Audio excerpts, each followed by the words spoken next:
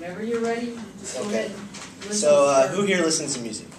Everyone? Yeah, that's what I thought. I mean, music is part of our daily lives. I mean, I know when I wake up in the morning, the first thing I do is put on a song, listen to music, and it relaxes me. Ever since I can remember, I've been listening to and appreciating music. I mean, I love every genre, rock and roll, hip-hop, reggae, and even since I moved out here, country has kind of started to grow on me. So, I mean, I learned to play the guitar at a young age. I even attempted to play the drums. I wasn't very good at it, so I attempted at least. But the purpose of this presentation is to inform you about Jimi Hendrix, and when I'm done, hopefully you guys have a better understanding about his early life, his career, and his tragic death.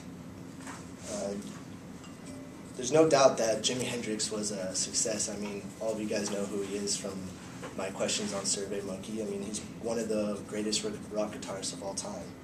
But the most interesting part about his childhood by far was, his childhood by far.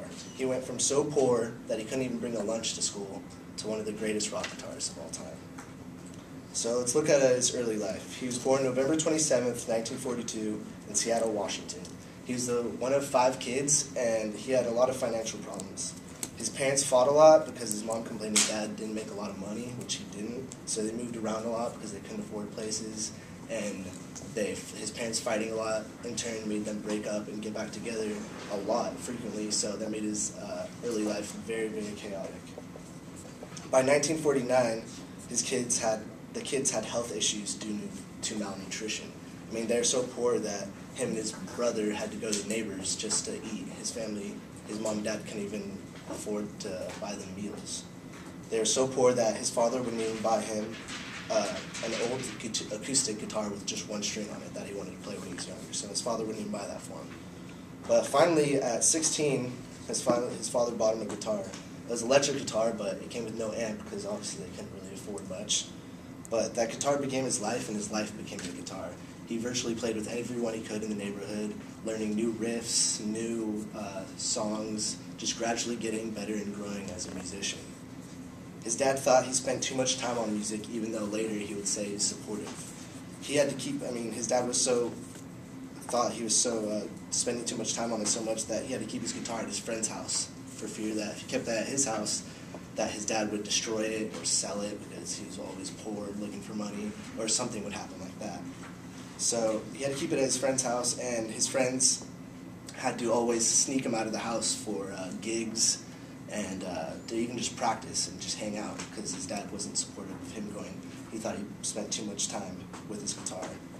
Also, Jimmy was left-handed, as you guys can see in the picture, so his father thought that anything left-handed came from the devil. So if he was playing inside his house practicing, if his father walked in the room, he had to switch the guitar over to the right-hand side and keep the song going, which gave him an advantage learning the guitar both ways. Finally, in 1966, Hendrix went to London and created the Jimi Hendrix Experience. So, I mean, he didn't even get his start off in the U.S. He had to go to London, where the rock scene was a lot bigger, and it was moving faster out there, so he had to get there. And while there, he gained much support. He had the Beatles, Rolling Stones, The Who, and Eric Clapton were all admirers of Jimmy.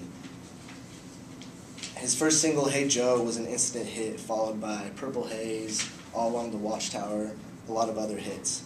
The unique thing about him was Hendrix thrilled his audience with his outrageous guitar playing skills and his innovative experimental sound. So, I mean, no one really heard anything like that before. He was a new artist, coming up with new sounds, using the guitar in ways that no one thought like he could use it. He would frequently play the guitar with his tongue on stage, play behind his back all the time. And even at this Monterey Pop Festival in Northern California, at the end of the show, he smashed his guitar on stage. So people thought it was really entertaining. No one saw anything like him before. Jimmy's rendering of the Star-Spangled Banner at Woodstock has been regarded as a defining moment in the 1960s.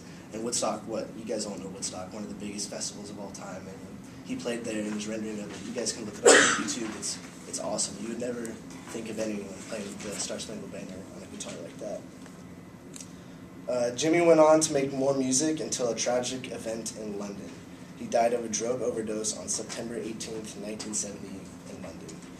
He died at the young age of 27. I mean, that's really young. And Hendrix, he didn't have the chance to reach his highest peak in rock music. I mean, who knows what he could have accomplished if he was still alive, making music, as long as all the other guys, like from Rolling Stone and the Beatles, they accomplished so much, and he died at the young age of 27, definitely not hitting his peak in rock music.